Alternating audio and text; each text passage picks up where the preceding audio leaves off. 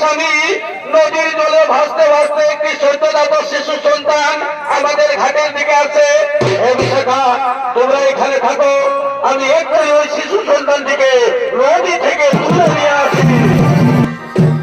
বিশাখা, আমি শিশু সন্তানটিকে নদী থেকে তুলে নিয়ে এসেছি।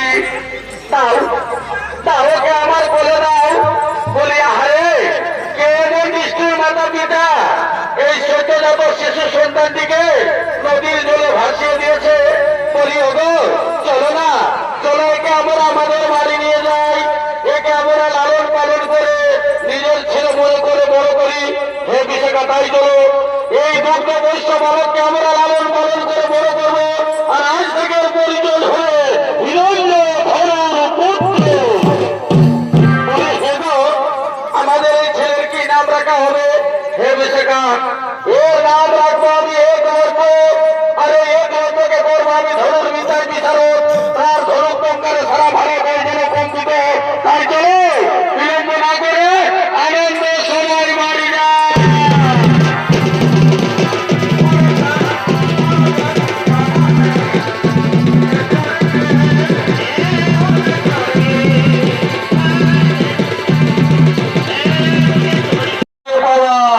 হিরণ্য ধনুর ছেলে এক লক্ষ, আর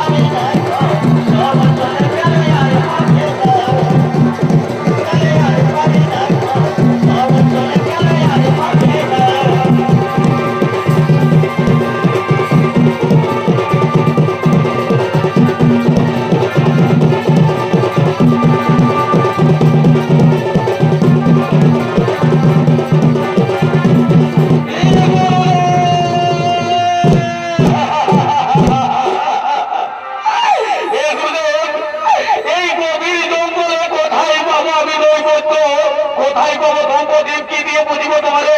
বলুন গুরুদেব বলুন, আমি যদি ধূপ প্রদীপ নৈবেদ্য না দিতে পারি তাহলে গৌতমের এটাকে সারা দেবেন না গুরুদেব? এই ছোট জাতের ছেলেকে কি সারা দেবেন না? আমি জানি না মন্ত্রতন্ত্র, আমি জানি না সাধন ভজন, আমি এটুকু বলবো ও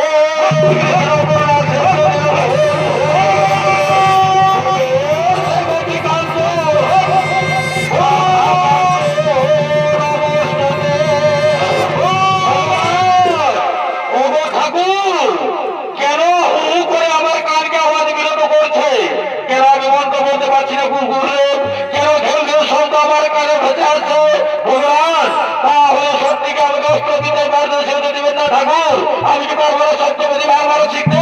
আমি যদি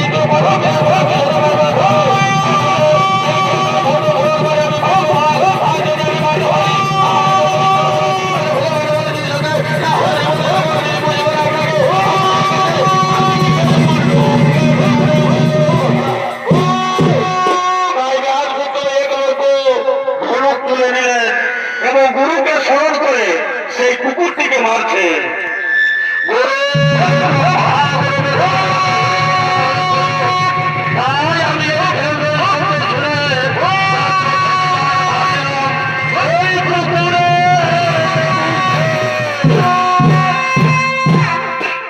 এদিকে কুকুরটি ছোট করছে, কিন্তু বের করতে পারছে না। এমন সময় অষ্টগুরু দ্রোণাচার্য তার শিষ্যদের ওই পথ ধরে নিয়ে আসছে। তাই দূর থেকে কুকুরটিকে লক্ষ্য করে শিষ্যরা বলছে, এই গুরুদেব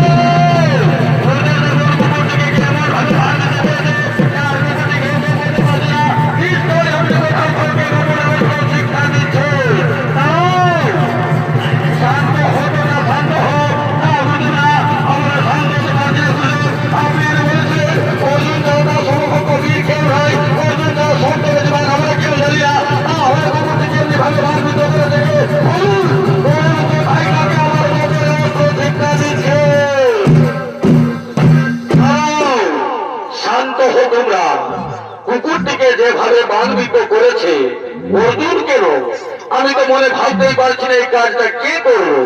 নিশ্চয় রয়েছে জঙ্গলের মধ্যে কোন মহান পুরুষ, কোন মহান ধনুর্বিদ রয়েছে জঙ্গলের মধ্যে। তাই চলো সেই মহাপুরুষের চরণ দর্শন করে আমরা মুক্তি লাভ করি। চলো আমরা তন্ন করে খুঁজে বেড়াই কে সেই মহান পুরুষ, কে সেই ধনুর্বিদ্যায় বিশারদ রয়েছে। তাই এদিকে এই গল্প অষ্টগুরু দ্রোণাচার্য আসছে জানতে পেরে তার দ্রোণাশ্রিত হওয়ার জন্য হাহাকার করে ছুটে আসছে।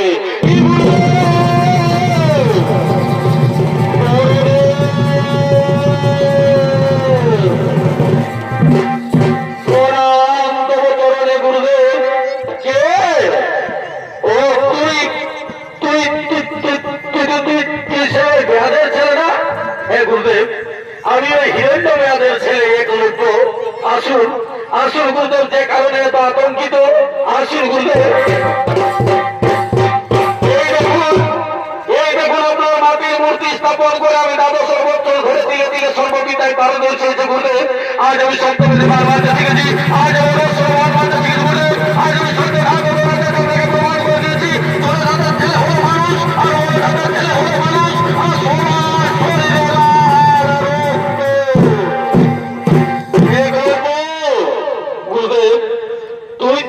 আমাকে গুরু বলে স্বীকার করেছিস। হে গুরুদেব, তাহলে কি তুই জানিস যে গুরুকে গুরু দক্ষিণা দিতে হয়? শুনেছি গুরুদেব, পিতামহের কাছে শুনেছি গুরুর কাছে দীক্ষা নিতে হলে তাকে দক্ষিণা দিয়ে ঋণ শোধ করতে হয়। হ্যাঁ ঠিকই শুনেছিস। তাহলে তুই তোর গুরুকে দক্ষিণা দিয়ে ঋণ মুক্তি হতে চাস? হে গুরুদেব, কেন চাইব না গুরুদেব।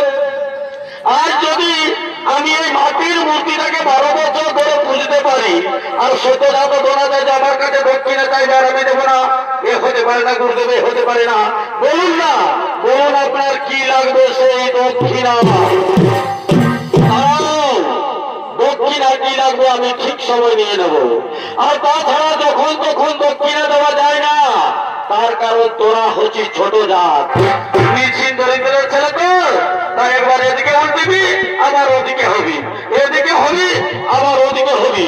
তাই তুই যদি আমাকে দক্ষিণা দিতে যাস তাহলে তোকে আগে 30 সত্য বন্দি করতে হবে। বেশ করতে আমি 30 সত্য বন্দি করছি, সাক্ষী থাক।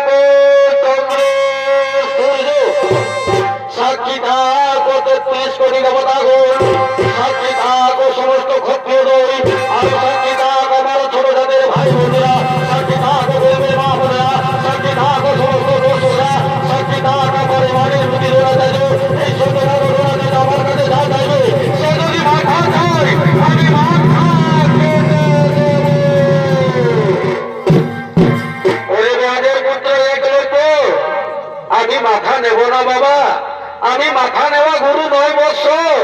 আমি মাথা নিয়ে কেন তোকে চিরতরে নষ্ট করে দেবো বাবা? আরে সামান্য খানি আমি তোর কাছে দক্ষিণা চাই। বলুন বলুন গুরুদেব কি লাগবে সেই দক্ষিণা? ওরে বেয়াদের ছেলে এক লোক, তুই সত্যি যদি আমাকে গুরু দক্ষিণা দিতে চাস তাহলে আস্তে আস্তে দান কর, তোর গুরুকে প্রফুল্ল রাখার জন্য, তোর গুরুকে মনোরঞ্জন করার জন্য আস্তে আস্তে দান কর। তোর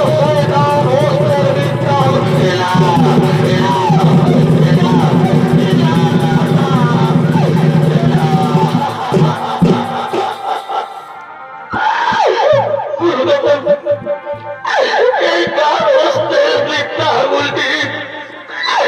জঙ্গলে রয়েছে আমার বৃদ্ধ মা, রয়েছে আমার বৃদ্ধ বাবা, তাদের মুখে দুমুঠো অন্ন তুলে দিতে পারি এই ডান হস্তের বৃদ্ধা আঙুলটির দ্বারা। আর আপনি যদি ডান হস্তের বৃদ্ধা আঙুলটি আমায় কেটে দেবেন তাহলে তো হাহাকার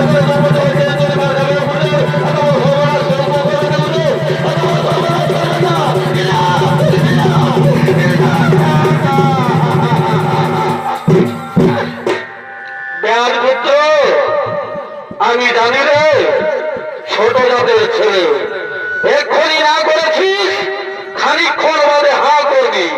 তার জন্য আমি তোকে 30 সত্য বন্দি করে নিয়েছি রে ছোট জাত। ওরে ছোট জাতের ছেলে, ওরে একলব্য, ওরে মেয়াদের ছেলে, 30 সত্য কথার মানে জানিস বাবা?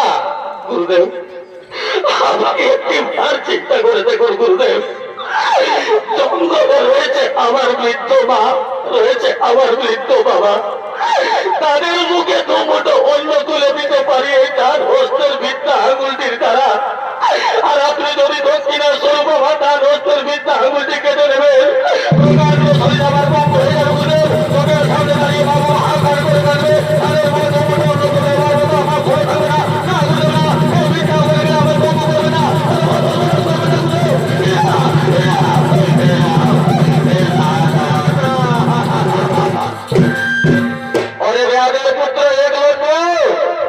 তাহলে তুই 30 সত্য কথার মানে জানিস না। শহরের একলব্য, 30 সত্য কথার মানে হলো 33 কোটি দেবতার কাছে তুই সাক্ষী রেখেছিস, তাই 33 কোটি দেবতা কেউ তোকে দেবতার আসলে বসাবে না। ছোট তাদের ভাই বন্ধুদের সাক্ষী রেখেছিস, তাই ছোট তাদের ভাই বন্ধুরা কেউ তোকে বলবে না ভালো। সবাই বলবে মিথ্যাচার, ভক্তিটা কিনা করবে, ছোট তাদের ভাই বোনেরা বলবে দিদার, অত্যাচার, কুলাঙ্গার, মিথ্যাচার,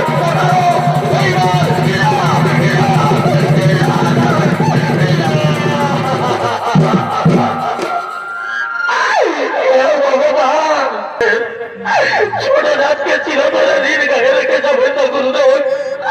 তাই আমি বলছি ওরা ছোট জাতের ভাই বন্ধুরা, তোরা মুখ খুলিয়ে সবার কাছে বলবি ছোট জাত কোনোদিন বেইমান হয় না, কোনোদিন ভ্রষ্টাচার হয় না, কোনোদিন মিথ্যাচার হয় না। এই নাও মোটর মারা গেছে ছোট জাতের ছেলের মিথ্যা বললে আমার বিরুদ্ধে ঋণ মুক্তি হতে নাও। এই নাও আমার ডাক হস্তের মিথ্যা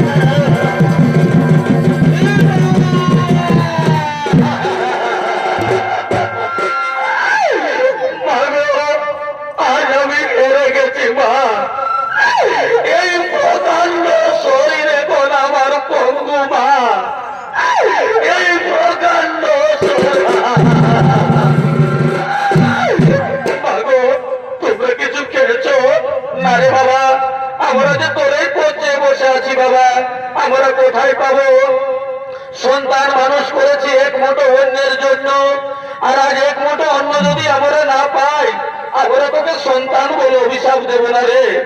ঈশ্বরের কাছে তুই পাপী হয়ে ভগবান, একদিকে অষ্টগুরুধর আচার্য, আর একদিকে জন্মদাতা পিতা ও মাতা। ওরে আমার ছোট জাতের ভাই বন্ধুরা, ওরে আমার ছোট জাতের ভাই বন্ধুরা, আজ আমি তোদের মুখ খুলিয়ে দিয়েছি না, তাই আজকে যেন আপনি মা বাবার কাছে অভিশপ্ত না হই, তাদের মুখে দু মুঠো অন্ন তুলে দিতে পারি, তার জন্য 2 টাকা সাহায্য করো বাবুরা। এই 2 টাকা